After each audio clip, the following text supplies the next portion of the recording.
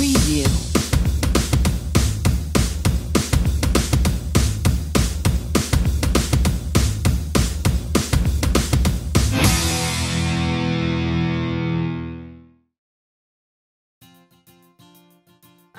Assalamualaikum warahmatullahi wabarakatuh.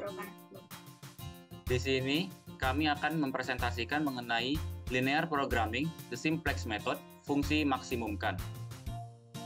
Pada mata kuliah penelitian operasional, kami dari kelompok 4, program studi Teknik Industri, Fakultas Teknik, Universitas Pembangunan Nasional Veteran Jawa Timur tahun 2022. Dengan dosen pengampu yaitu Ibu Eni Aryani. Anggota kelompok dari kelompok kami yaitu saya sebagai ketua Muhammad Ridho Permana dengan NPM 2103 2010183. Saya sebagai wakil ketua Dea Lailia Rahma dengan NPM 21032010226. Saya Mesilis Vanessa Cisarika dengan NPM 21032010252 sebagai anggota. Saya Haikal Nurul Fadli dengan NPM 2103 2010195 sebagai anggota.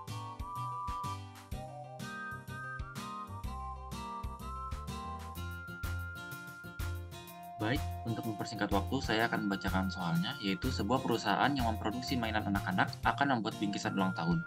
Setiap bingkisan berisi kombinasi mainan, alat olahraga, dan buku. Untuk itu dibuat 3 tipe bingkisan standar, deluxe, dan super deluxe. Tipe standar berisi 4 mainan, 4 alat olahraga, dan 2 buku dengan harga jual $33. Tipe deluxe berisi 5 mainan, 6 alat olahraga, dan 5 buku dengan harga jual $40. Sedangkan tipe Super Deluxe berisi 6 mainan, 8 alat olahraga, dan 5 buku dengan harga jual $58. Untuk ini tersedia 60.000 mainan, 75.000 alat olahraga, dan 45.000 buku. Berapa masing-masing tipe bingkisan yang harus diproduksi agar diperoleh penerimaan penjualan yang maksimal. Selanjutnya, untuk menyelesaikan persoalan tersebut, kita bisa mengalokasikan hal-hal yang diketahui pada soal ke dalam bentuk tabel, yang dimana perlu diingat bahwasannya yang memiliki nilai ataupun laba itu adalah yang akan kita cari rencana produksinya. Berarti yang tidak memiliki nilai adalah sumber daya. Dapat kita lihat bahwasannya kapasitas untuk mainan itu adalah 60.000, kapasitas untuk alat olahraga yaitu 75.000, dan kapasitas untuk buku adalah 45.000. Dengan tipe standar, harga jualnya yaitu $33, tipe deluxe $40, dan tipe super deluxe adalah $58. Tipe standar memiliki isinya yaitu 4 mainan, tipe deluxe 5, dan tipe super deluxe 6. Alat olahraga tipe standarnya ada berisi 4, tipe deluxe berisi 6 alat olahraga, dan tipe super deluxe berisi 8 alat olahraga, dan tipe standar berisi 2 buku, tipe deluxe berisi 5 buku, dan tipe super deluxe berisi 5 buku. Lalu langkah selanjutnya adalah kita tuliskan fungsi tujuan daripada persoalan tersebut. Di sini kita ingin mencari hasil yang maksimum, berarti fungsi tujuannya adalah memaksimumkan, yaitu Z sama dengan 33x1 ditambah 40x2 ditambah 58x3. Dengan batasan-batasan yaitu 4x1 ditambah 5x2 ditambah 6x3 lebih kecil sama dengan 60.000, 4x1 ditambah 6x2 ditambah 8x3 lebih kecil sama dengan 75.000, dan 2x1 ditambah 5x2 ditambah 5x3 lebih kecil sama dengan 45.000. Dengan x1, x2, dan x3-nya nilainya adalah lebih besar sama dengan 0. Lalu selanjutnya adalah kita ubah fungsi tujuan tersebut ke dalam bentuk-bentuk standar. Kita lihat dulu ke dalam batasan-batasannya sebelum ke fungsi tujuan. Kita lihat bahwasanya pada batasan-batasan tersebut kita ubah ke bentuk standar, yang dimana cara mengubahnya adalah dengan menambahkan variabel select. Di sini variabel utamanya adalah x1, x2, dan x3, yang berarti kita tambahkan variabel select tambahannya yaitu sebanyak 3 juga, 3 variabel select, sehingga pada yang pertama, batasan pertama 4x1 ditambah 5x2 ditambah 6x3 ditambah x4 sama dengan 60.000, 4x1 ditambah 6x2 ditambah 8x3 tambah x5 sama dengan 75.000, dan 2x1 ditambah 5x2 ditambah 5x3 ditambah x6 sama dengan 45.000. Yang dimana x1, x2, x3, x4, x5, dan x6-nya lebih besar daripada 0. Lalu untuk fungsi tujuannya, seperti yang saya katakan tadi bahwasannya di sini memiliki 3 variabel utama, maka kita tambahkan 3 variabel select tambahan. untuk mengubah fungsi tujuan tersebut ke dalam bentuk standarnya, yaitu Z sama dengan 33x1 ditambah 40x2 ditambah 58x3 ditambah 0x4 ditambah 0x5 dan ditambah 0x6. Kita pindah ruaskan menjadi Z dikurang 33x1 dikurang 40x2 dikurang 58x3 dikurang 0x4 dikurang 0x5 dikurang 0x6 sama dengan 0. Selanjutnya kita buat ke dalam tabel dengan hasil ataupun batasan-batasan yang telah kita dapatkan tadi. Ke dalam step pertama, yaitu pada baris ZJCJ kita masukkan nilai pada kolom Z yaitu 1, kolom X1 yaitu minus 33, kolom X2 minus 40, kolom X3 minus 58, kolom X4 0, X5 0, X6 0, dan RHS-nya 0. Kita lakukan hal yang serupa seperti baris ZJS minus CJ ke baris X4, X5, dan X6. Lalu untuk memilih kolom kuncinya itu dengan cara melihat pada baris ZJ min CJ ini manakah nilai minus terbesarnya. Dapat kita lihat bahwasannya minus terbesarnya itu pada minus 58 pada kolom X3, maka itu yang kita pilih menjadi kolom kunci. Lalu selanjutnya adalah kita cari baris kuncinya.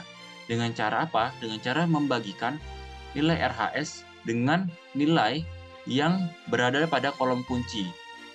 Nah, yang dimana apabila pada baris X4 nilai RHS dibagi dengan nilai 6 karena nilai 6 adalah nilai yang berada di kolom kunci pada baris tersebut. Maka hasilnya adalah 60.000 dibagi 6 sama dengan 10.000, 75.000 dibagi 8 sama dengan 9.375, dan 45.000 dibagi 5 sama dengan 9.000. Dan didapatkan hasilnya yaitu paling rendah adalah 9.000, maka kita pilih baris kuncinya yaitu X6.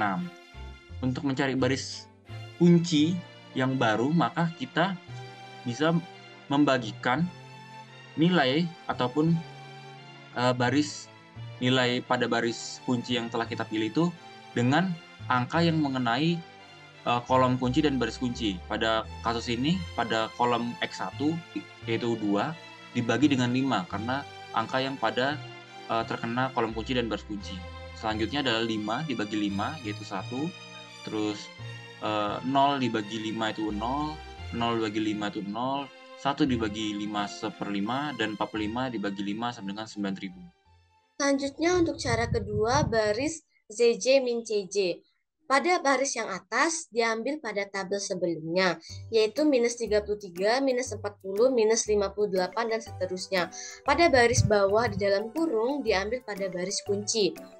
Untuk yang di luar kurung diambil pada baris CJ min CJ yang berada di kolom kunci. Untuk perhitungannya yaitu dengan cara minus 33 dikurang dalam kurung minus 58 dikali 2/5, yaitu hasilnya minus 49/5. Begitu juga untuk yang seterusnya. Pada baris pertama, untuk baris atas diambil pada tabel sebelumnya, tabel X4. Kemudian untuk baris bawah di dalam kurung diambil pada baris kunci. Untuk yang di luar kurung didapat dari baris 1 yang berada pada kolom kunci. Untuk perhitungannya sama, yaitu 4 dikurang 6 dikali 2/5 didapatkan hasil 8/5. Begitu juga untuk seterusnya.